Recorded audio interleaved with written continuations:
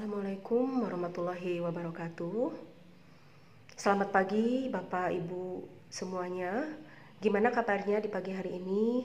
Semoga Bapak Ibu semua sehat-sehat selalu. Amin ya robbal alamin. Bapak Ibu, di masa sekarang ini putra-putri Bapak Ibu tentunya dalam belajar kurang maksimal. Kenapa? Karena adanya COVID-19. Sehingga ibu-ibu zaman sekarang ini harus berperan ganda. Menjadi ibunya iya, menjadi orang tuanya iya. Ibunya orang tuanya sama ya Bu ya. Mungkin bisa menjadi sekaligus menjadi gurunya di rumah. Nah, bagaimana caranya supaya putra-putrinya walaupun belajar di rumah, tetapi putra-putrinya tetap bisa meningkatkan kecerdasannya.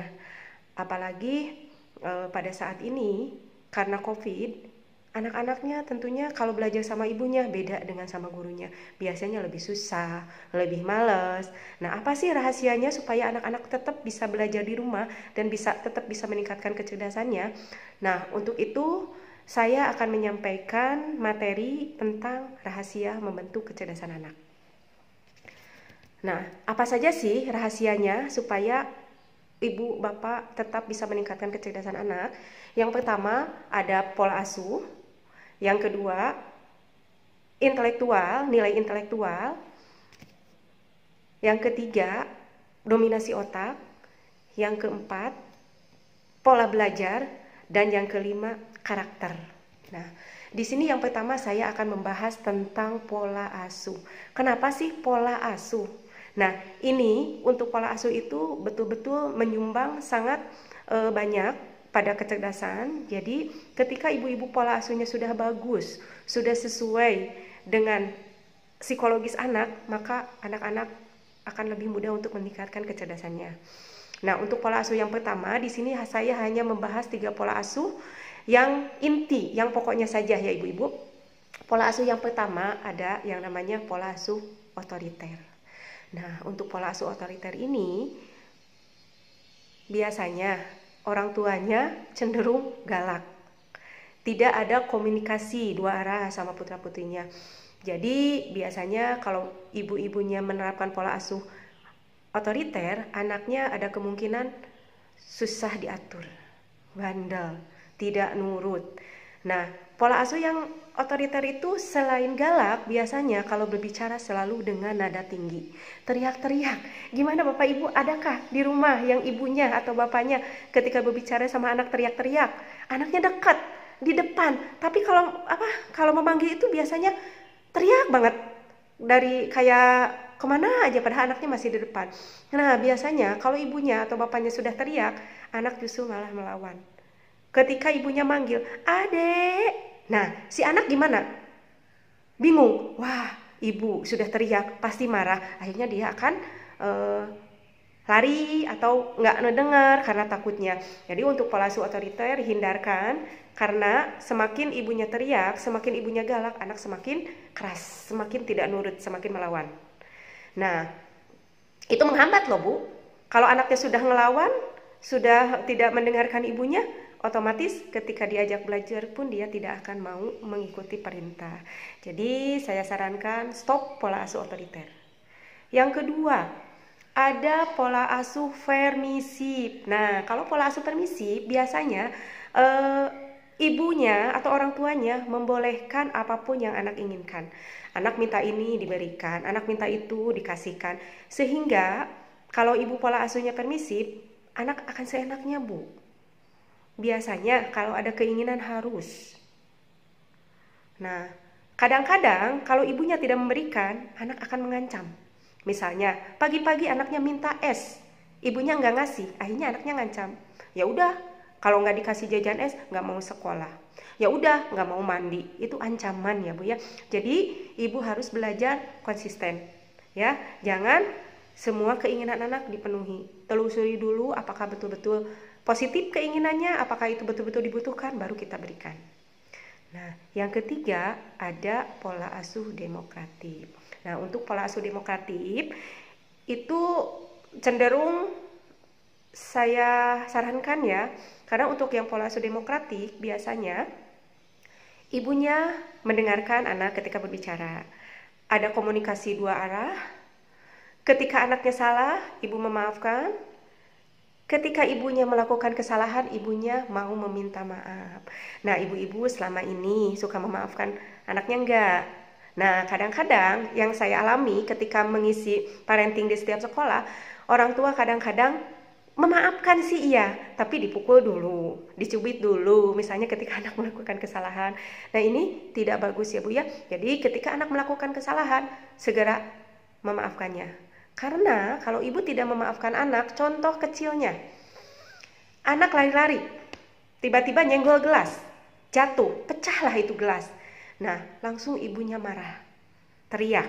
Nah, biasanya kalau terjadi seperti itu, padahal anaknya udah minta maaf misalnya, Bu maaf itu gelasnya tadi. Nah, baru aja bilang gitu, ibunya sudah mengeluarkan kata-kata yang membuat anak takut.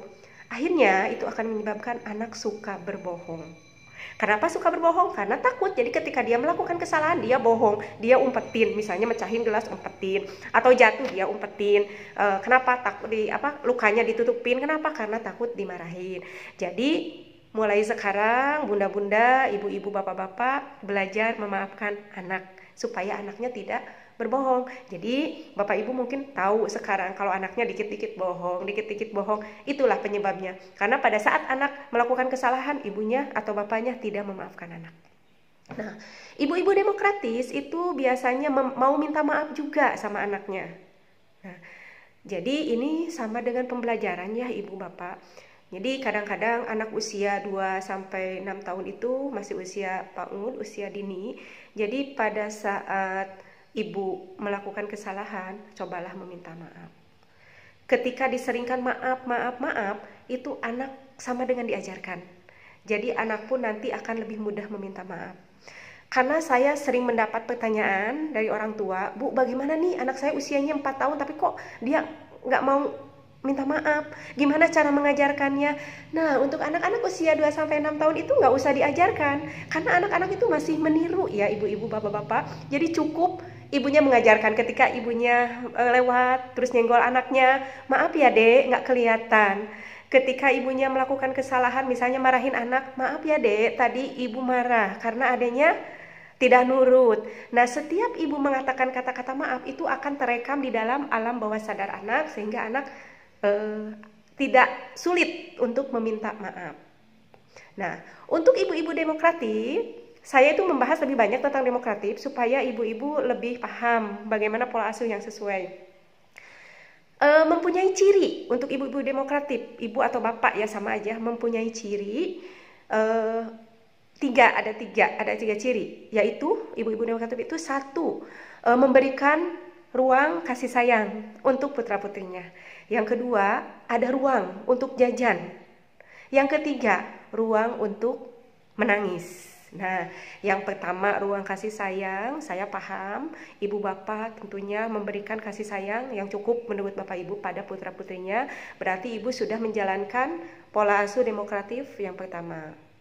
Yang kedua, ruang untuk jajan. Nah, anak-anak itu tidak menutup kemungkinan butuh ya jajan. Anaknya sering minta jajan. Anaknya kalau bermain dengan temannya beli ini beli itu pasti pingin. Nah, di situ ibunya pasti menyiapkan dana untuk jajan putra-putrinya.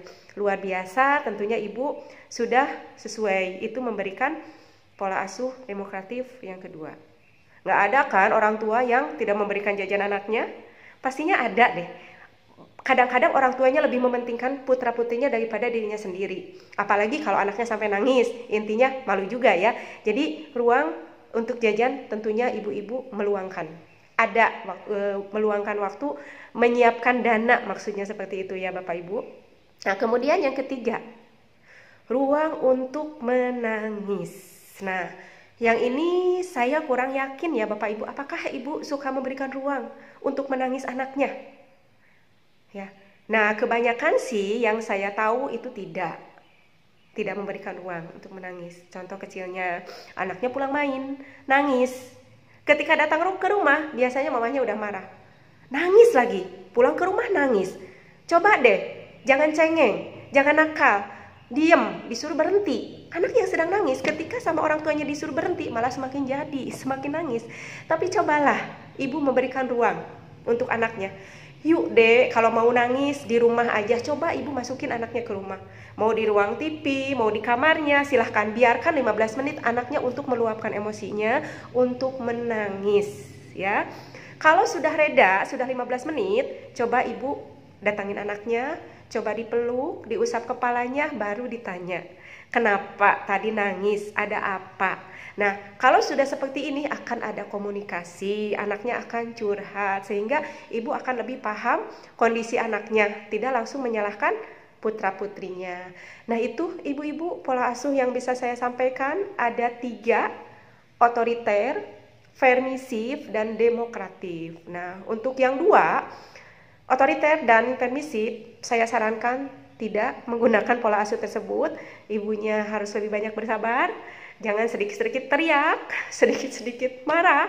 Emang kondisi anak, kenapa ibunya sering marah, sering teriak? Karena biasanya tidak nurut. Nah, kenapa tidak nurut? Nah, pola asuh yang harus kita benahi. Itu pola asuh ibu yang bisa saya sampaikan. Kemudian yang kedua, rahasia anak apa sih untuk membentuk kecerdasannya bagaimana nih? Ini ada nilai IQ ya Bapak Ibu. Walaupun nilai IQ itu, kecerdasan intelektual itu hanya menyumbang 5% untuk kecerdasan, tapi tentunya dengan Bapak Ibu mengetahui nilai IQ putra-putrinya, itu akan lebih mudah untuk memberikan pengajaran yang sesuai. Nilai IQ itu baiknya yang gimana ya? Berapa ya skornya? Itu nilai IQ itu bervariasi ya. Saya bahas 2 saja yang biasanya ada di putra-putri ibu. Rata-rata sih nilai IQ skornya 90 sampai 109 itu dikatakan normal ya Bapak Ibu. Kalau putra-putrinya sudah nilai IQ-nya normal, itu biasanya lebih cepat, lebih mudah menerima materi pembelajaran. Otomatis bisa meningkatkan kecerdasannya. Nah, yang kedua ada nilai IQ 110 sampai 129. Itu super, termasuk lebih dari nilai IQ normal.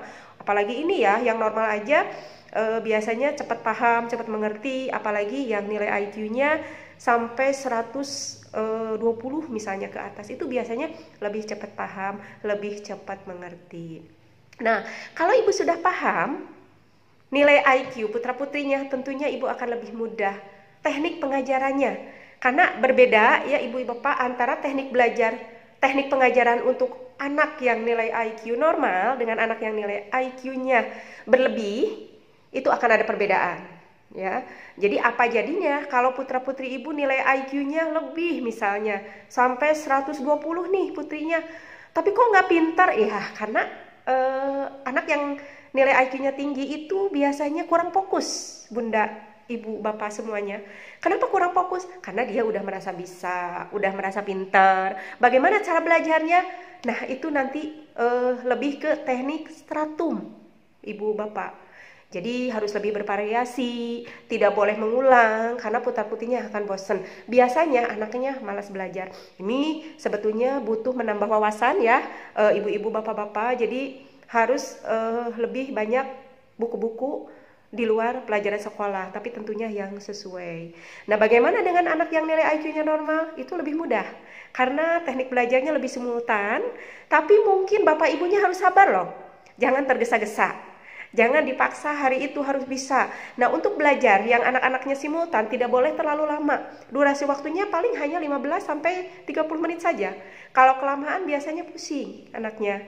Nah, untuk nilai IQ ini sebetulnya hanya 5% ya Bapak Ibu menyumbang kecerdasan, tapi tentunya kalau Bapak Ibu sudah paham, sudah tahu nilai IQ putra-putrinya, itu akan lebih mudah.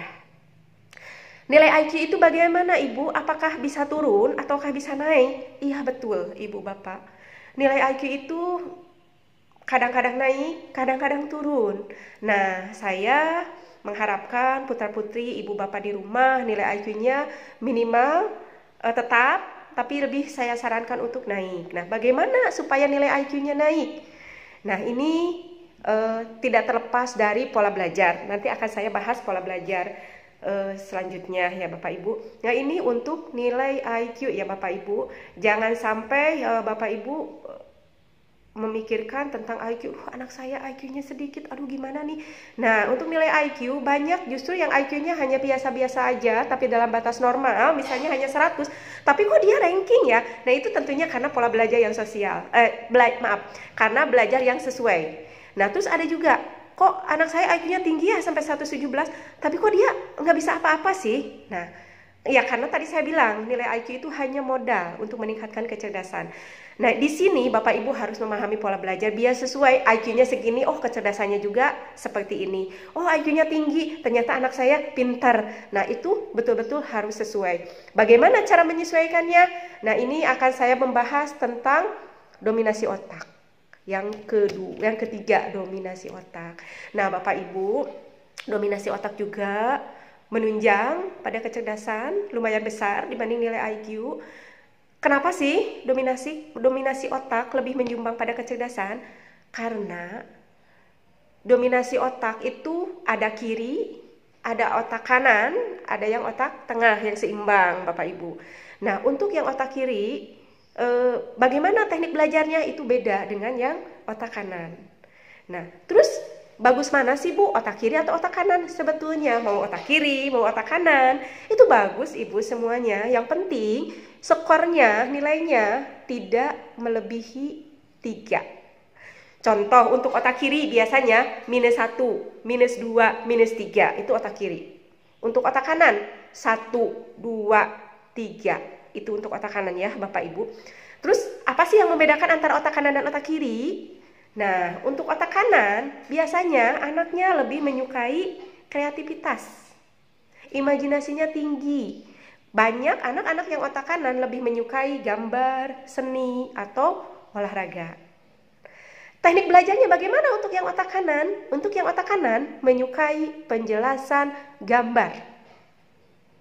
Jadi kalau Bapak Ibu mengajari sama putra-putrinya yang dominasi otaknya kanan, itu tidak boleh banyak kata. Anaknya nanti akan bingung, malah malas belajar.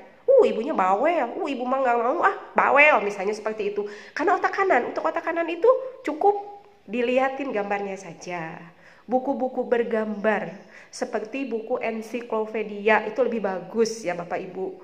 Jadi anak yang kanan itu kadang-kadang baru melihat gambarnya aja sudah paham maksud buku tersebut. Jadi stop banyak kata, stop banyak bicara, yang akhirnya nanti anaknya jadi nggak mau belajar. Itu untuk otak kanan. Nah, untuk otak kiri bagaimana? Nah, untuk otak kiri biasanya anaknya lebih menyukai baca, tulis, hitung. Ya.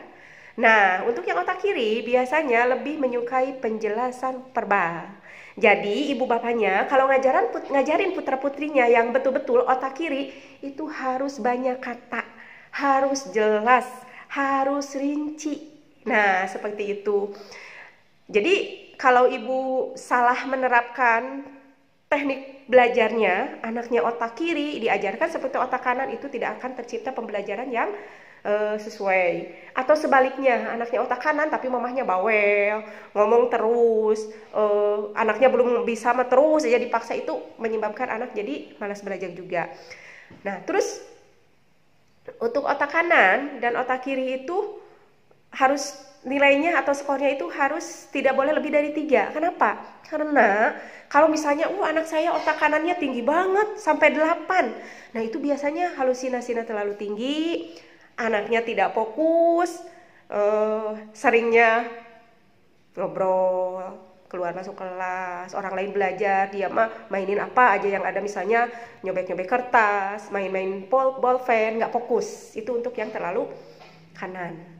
Nah, untuk yang terlalu kiri bagaimana? Untuk yang terlalu kiri juga sama ibu bapak semua. Dominasi otak terlalu kiri menyebabkan anak biasanya emosional.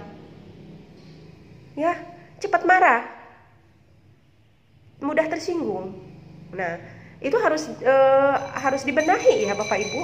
Nah, untuk yang otak kiri biasanya anaknya itu nggak fokus. Kalau yang otak kanan nggak fokusnya biasanya ngobrol, terus keluar masuk kelas. Kalau yang otak kiri cenderung mudah beralih perhatian. Contohnya, dia lagi belajar, ada temannya ngobrol, diliatin. Ada yang masuk ke kelas, diliatin. Jadi fokusnya itu terganggu banget. Nah, itu yang otak kiri. Terus untuk otak kiri dan otak kanan bagaimana kalau misalnya anak saya ternyata berlebih nih? Itu bisa diturunkan. Jadi untuk dominasi otak pun sama dengan nilai IQ, tidak tetap dinilai seperti itu. Yang penting ibu bapaknya mau membenahi sehingga nantinya, wah Bu, ini anak saya terlalu kiri nih, coba dibantu dibenahi. Dengan cara apa? Misalnya karena terlalu kiri, dengan cara pembelajaran yang berhubungan dengan otak kanan, dengan kreativitas, misalnya dengan renang, dengan musik, itu anak akan bergeser, tidak akan terlalu kiri. Pun sebaliknya, kalau anaknya terlalu kanan, coba tekniknya disesuaikan. Misalnya, karena anaknya terlalu kanan, otomatis kurang menyukai hal-hal yang berhubungan dengan otak kiri, jadi selalu ajarkan yang berhubungan dengan otak kiri. Itu mungkin Bapak Ibu untuk dominasi otak. Yang keempat, pola belajar Bapak Ibu. Yang keempat, pola belajar. Untuk pola belajar, baiknya ibu pun menyesuaikan. Tadi yang pertama nilai IQ sudah tahu ibu-ibu. Yang kedua, dominasi otak sudah tahu. Nah, yang ketiga, pola belajarnya. Yang keempat, yang pertama tadi pola asuh. Yang kedua tentang nilai IQ. Yang ketiga tentang dominasi otak. Yang keempat tentang pola belajar. Kalau ibu-ibu sudah paham dominasi otak, kita meningkat ke pola belajar.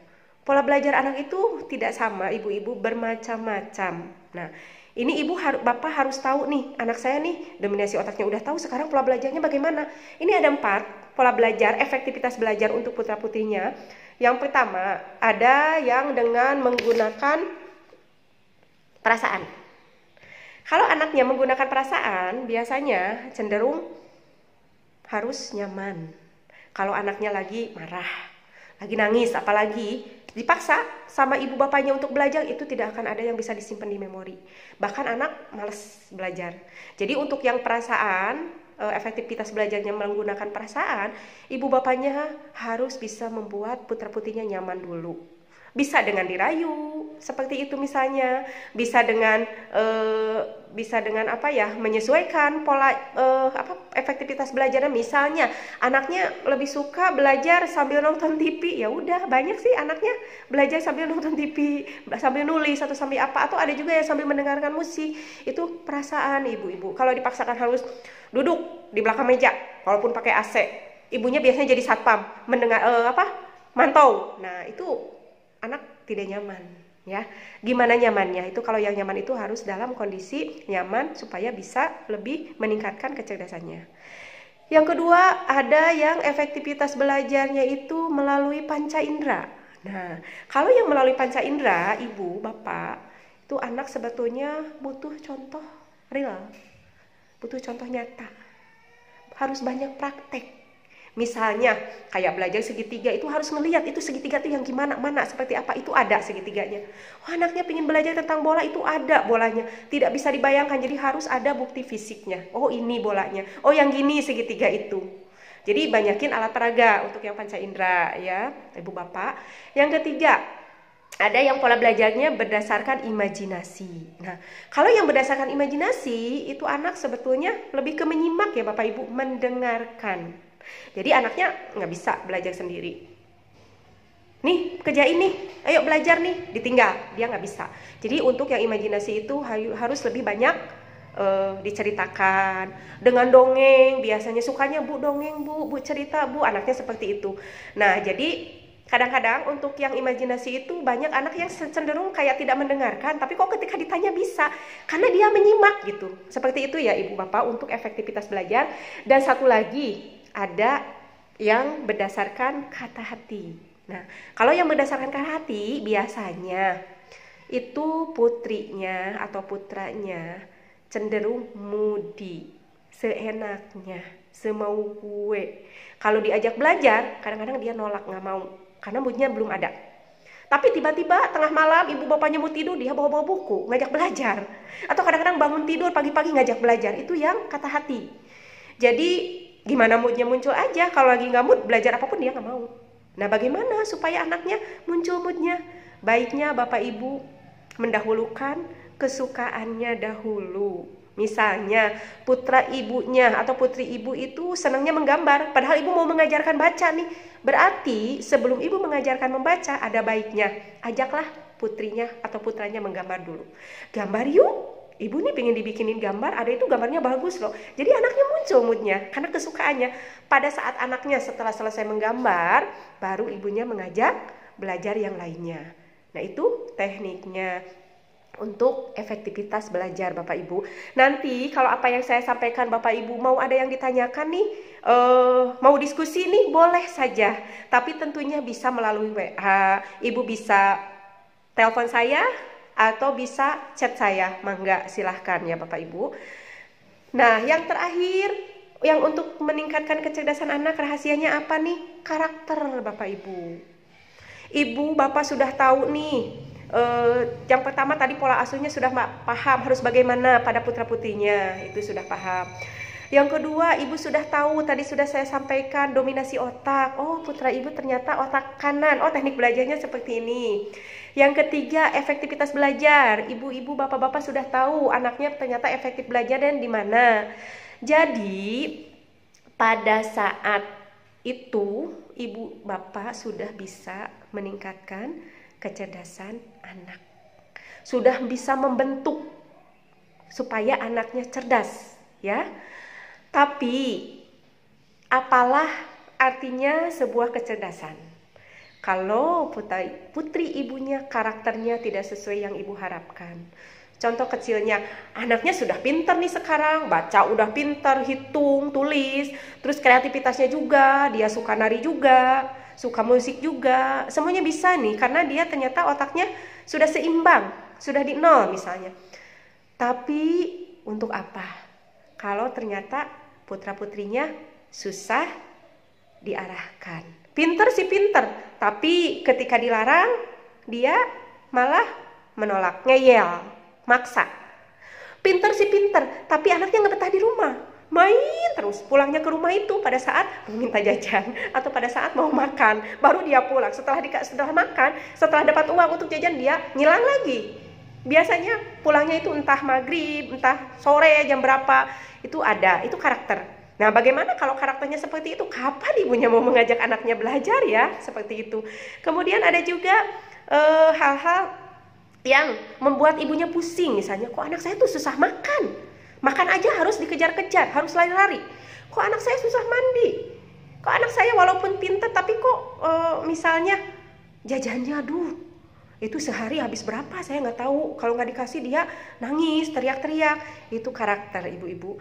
Terus karakter putra putrinya itu bagaimana kalau seperti itu? Ya itu bisa dibenahi, ada solusi untuk mengatasinya. Oh anak saya nggak betah di rumah, apa solusinya? Anak saya kok misalnya malas mandi, kenapa? Itu ada solusinya Bapak Ibu. Nah untuk menghandle atau untuk mengcover karakter-karakter anak seperti itu, tentunya pola asuh yang harus disesuaikan. Nah, bagaimana pola asuh yang sesuai supaya karakter anaknya tidak tanda kutip seperti yang tadi saya sampaikan? Itu kalau ibu sudah paham kondisi psikologis anak akan lebih mudah. Karakter apa saja sih yang ada di putra-putri Bapak Ibu? Nah ini ada 12 karakter sih sebetulnya. Putra-putri ibu tuh karakternya yang mana? Terus teknik belajarnya harus seperti apa? Kemudian cara mengatasinya anak yang seperti itu harus bagaimana? Nanti ibu bisa akan mengetahuinya ya Bapak Ibu. Nah yang pertama ada karakter anak yang namanya achiever. Nah untuk yang achiever itu biasanya terlalu banyak tuntutan. Selalu ingin menjadi yang terbaik putri-putrinya, selalu ingin menjadi yang nomor 1, seperti itu. Nah, kalau sudah ketinggian seperti itu, achievernya biasanya anaknya akan ambisius. Itu karakter anak. Kenapa anak bisa ambisius? Itu biasanya karena terlalu banyak tuntutan dari orang tua. Itu terkait dengan pola asuh juga ya Bapak Ibu. Terlalu banyak tuntutan menyebabkan anak menjadi tidak mau kalah, selalu ingin menjadi yang terbaik, selalu ingin menjadi yang nomor 1. Yang kedua, ada karakter anak yang namanya defensif. Nah, kalau yang defensif, biasanya anaknya ngeyel, kekeh. Kalau udah gitu. Keras kepala lah mungkin. Nah, untuk anak yang keras kepala itu kenapa bisa seperti ini? Penyebabnya apa? Nah, biasanya anak cenderung keras kepala nih. Penyebabnya apa nih? Biasanya banyak tekanan. terlalu banyak tekanan, biasanya sering ada ancaman, sering ada tuntutan yang berlebih. Misalnya gini, anaknya boleh main asal titik, boleh jajan ini tapi harus gini. Nah, itu juga menyebabkan anak defend. Nah, hindarkan terlalu banyak tekanan sama anak, ya. Yang ketiga, ada karakter anak yang namanya otonomi, Bapak Ibu. Otonomi itu lebih ke anaknya itu terlalu banyak mendengarkan nada bicara tinggi. Jadi orang tuanya otoriter. Jadi kalau berbicara nada tinggi, teriak-teriak, anak jadi nggak nurut, ya. Untuk yang otonomi itu otoriter. Nah, karakter psikologisnya biasanya itu namanya ordinatif. Nama karakter anaknya, nama tipologi emosinya. Ordinatif itu cenderung sulit diatur. Biasanya tidak mau diprotes. Jadi dia ingin mengatur diri sendiri, yaitu penyebabnya terlalu otoriter, ya. Untuk yang tipologi emosinya yang ordinatif atau otonominya terlalu tinggi, penyebabnya karena terlalu keras. Pola asuh yang diterapkan adalah pola asuh otoriter. Nah, yang keempat, eksibisionis atau penonjolan dirinya berlebih. Nah, untuk yang penonjolan dirinya berlebih biasanya suka overacting. Segala sesuatu pingin banyak, tapi hanya ingin banyaknya aja. Kalau sudah ada kadang-kadang nggak dimakan, dibiarin saja seperti itu. Nah, untuk eksibisionis itu banyak yang anak-anaknya senang pamer juga. Kalau punya apa-apa selalu dibawa-bawa keluar, dibilang-bilangin ke teman-temannya. Kenapa bisa seperti itu? Itu biasanya penyebabnya karena bapak ibunya kurang memberikan reward, kurang memotivasi dengan pujian. Nah, yang kelima, kerjasama atau afiliatif, itu karakter anak. Yang afiliatif itu yang tadi saya bahas, yang tidak bisa diem di rumah, dia lebih betah dengan teman-temannya, seringnya keluar rumah, jadi di rumah itu paling sebentar. Dia emang butuh teman, butuh bersosialisasi, cenderung di rumah kesepian biasanya, jadi anaknya lebih betah di luar rumah. Nah, ini sebetulnya butuh perhatian yang cukup dari kedua orang tuanya, tidak boleh kurang, tidak boleh berlebih. Jadi harus menciptakan kehangatan keluarga. Karena untuk anak-anak yang afiliatif atau yang kerjasamanya tinggi, yang tidak betah di rumah, kadang-kadang kalau pulang main itu biasanya suka bawa oleh-oleh, Bu. Oleh-olehnya apa? Biasanya kok anaknya itu bicaranya santun, lembut, kok sekarang teriak-teriak ya, kayak siapa ya? Terus biasanya kok anak saya tuh enggak galak, tapi kenapa sih ketika pulang main kok jadi galak? Itu karena anak-anak yang afiliatif atau yang kerjasamanya tinggi cenderung peniru ulung, mudah terpengaruh, ya. Nah, bagaimana caranya supaya anak lebih betah di rumah? Ciptakanlah kehangatan keluarga.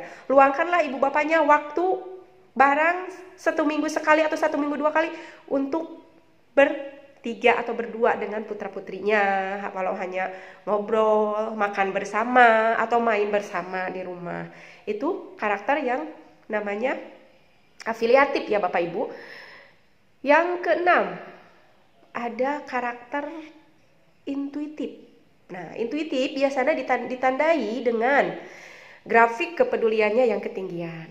Nah, untuk yang kepeduli intuitifnya tinggi, biasanya emosional Bapak Ibu, mudah tersinggung, sedikit-sedikit nangis, sedikit-sedikit marah. Biasanya ada juga yang intuitifnya tinggi itu kadang-kadang karakter anaknya itu emosional, galak, bahkan ada yang galak. Ada yang galak, Bu. Waktu dulu ada orang tua yang mengeluhkan anaknya katanya galak, tapi dia galaknya itu sama ibunya saja. Kadang-kadang apapun yang ada di dekat dia, biasanya kalau marah dilempar. Entah itu gelas, entah itu piring, entah itu apapun yang ada, makanan, apapun dilempar. Ngelemparnya seenaknya aja, kadang-kadang TV juga dilempar. Itu biasanya terkait karena karakter anak yang berhubungan dengan intuitif. Intuitif itu kebutuhan anak untuk mencurigai orang lain. Biasanya grafik di kepeduliannya tinggi banget. Kalau Bapak Ibu memeriksakan psikologis anaknya, itu ada penyebabnya loh Bapak Ibu. biasanya anak merasa sering dibohongin. Jadi untuk yang Bapak Ibu putra putrinya nanti karakternya intuitif, baiknya hindarkan janji. Kemudian ada lagi ketergantungan. Karakter anaknya ketergantungan atau bisa dibilang sukumtip ya. Nah, untuk yang sukumtip, yang ketergantungan, kebutuhan untuk dibantu dan dilayaninya sangat tinggi. Jadi sebetulnya anaknya bisa sih melakukan segala sesuatu, mandi sendiri bisa, makan sendiri bisa, tapi manja, apa-apa pingin sama ibunya, apa-apa atau pingin sama bapaknya. Kenapa bisa seperti ini? Kenapa bisa ketergantungan tinggi? Nah, ini biasanya terlalu protek orang tuanya, terlalu khawatir yang berlebih, sehingga pada saat putra-putrinya mau melakukan apapun, ibunya khawatir. Contoh kecilnya, anak udah dorong-dorong kursi nih, mau ambil bola di atas lemari.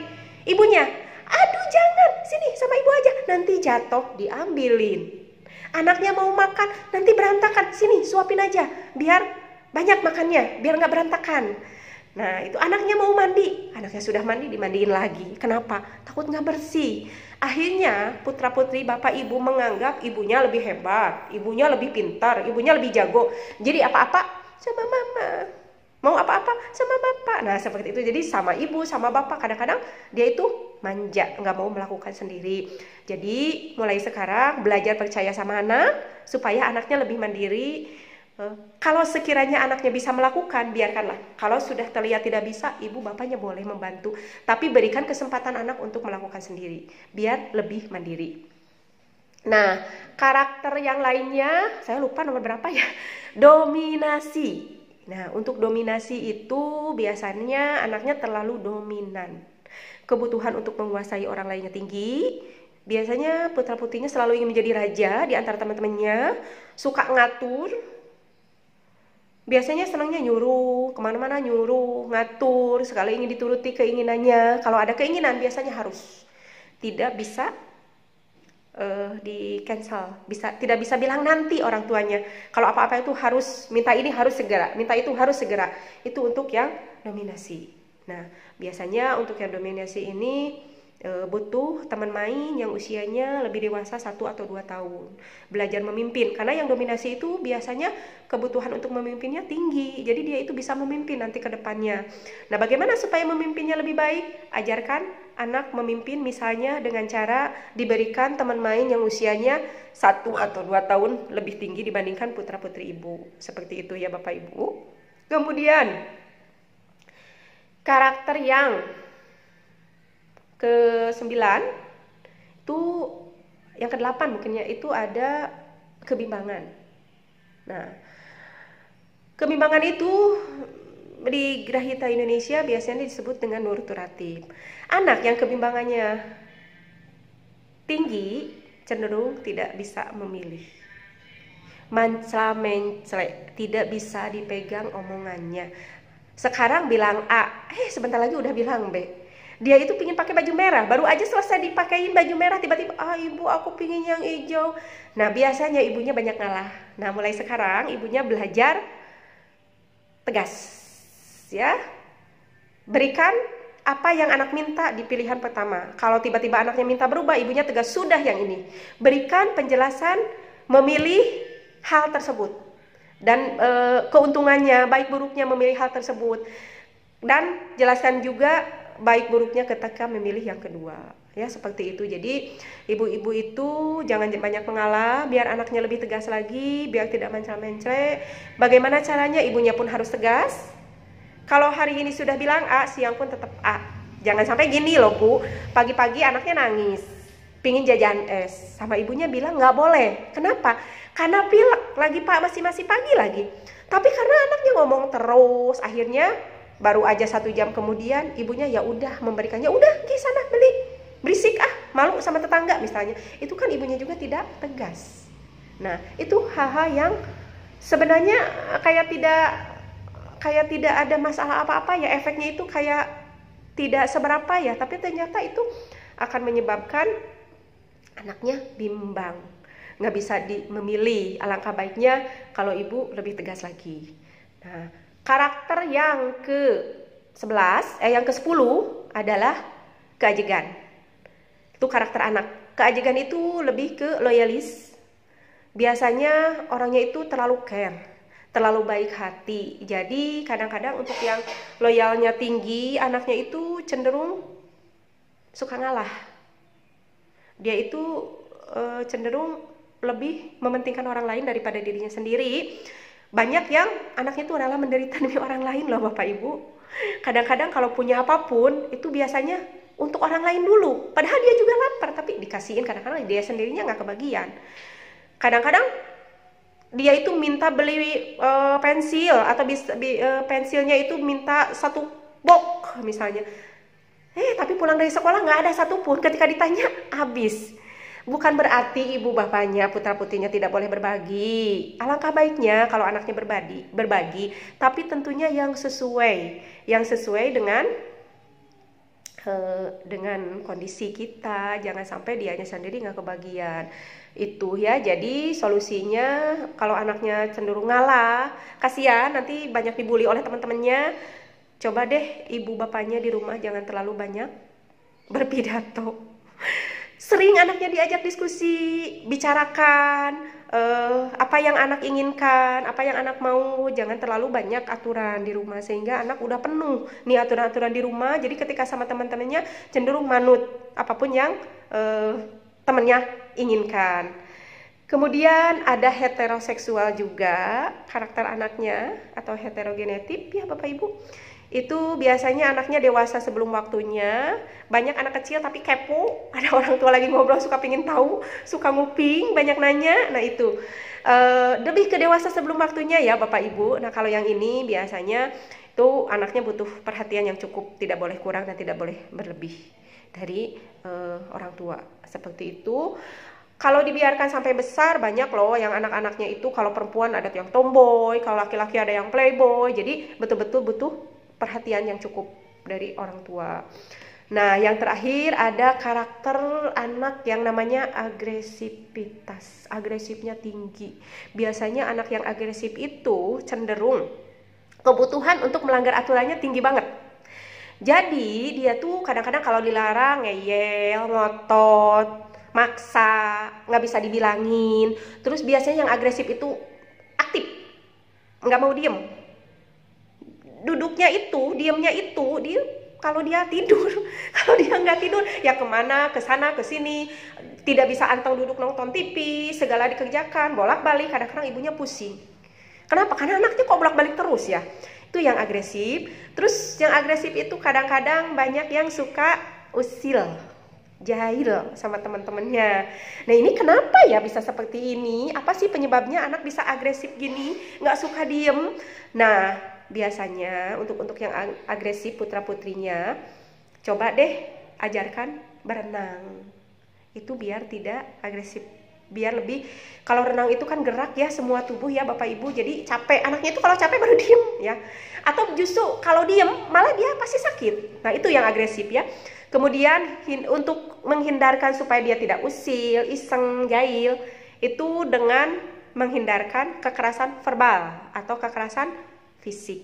Ya, kalau kekerasan fisik mungkin ibunya nggak sabar, akhirnya anaknya dicubit. Kalau kekerasan verbal bisa aja menjudge anak, misalnya nakal, bandel, cengeng. Nah, seperti itu. Hati-hati, stop memberikan cap sama anak, menjudge anak. Misalnya, ibu bilangnya nakal. Itu anak akan ingat terus, kata ibu juga aku itu nakal, nggak apa-apa, hujan-hujanan juga, kan aku nakal, kata ibu juga. Jadi, satu kali ibu bilang nakal sama anaknya, sama dengan ibu itu mendoakan 1000 kali anaknya nakal. Satu kali ibu bilang bodoh sama anaknya, itu anak sama dengan didoakan bahwa anaknya itu seperti itu. Jadi stop menjudge anak. Itu anak harus hal-hal yang positif, karena akan terekam di alam bawah sadar. Jangan sampai anaknya hujan-hujannya, ibunya teriak nakal. Nah itu terekam di sini sama putra-putrinya. Aku sama ibu aku juga dibilang nakal. Ya nggak apa-apa melakukan hal ini, kan aku nakal. Tapi coba ibu bilang anaknya hujan-hujanan, bilang aja, aduh pinter anak ibu, sore-sore udah hujan-hujanan, padahal tadi udah mandi, yuk mandi lagi biar nanti tidak masuk angin misalnya. Jangan sampai ibunya langsung bilang nakal seperti itu. Nah, itu Ibu Bapak yang bisa saya sampaikan terkait pembentukan kecerdasan anak, bagaimana cara meningkatkan kecerdasan anak. Sudah saya sampaikan tadi dari mulai pola asuh, dominasi otak, nilai IQ, pola belajar, dan karakter.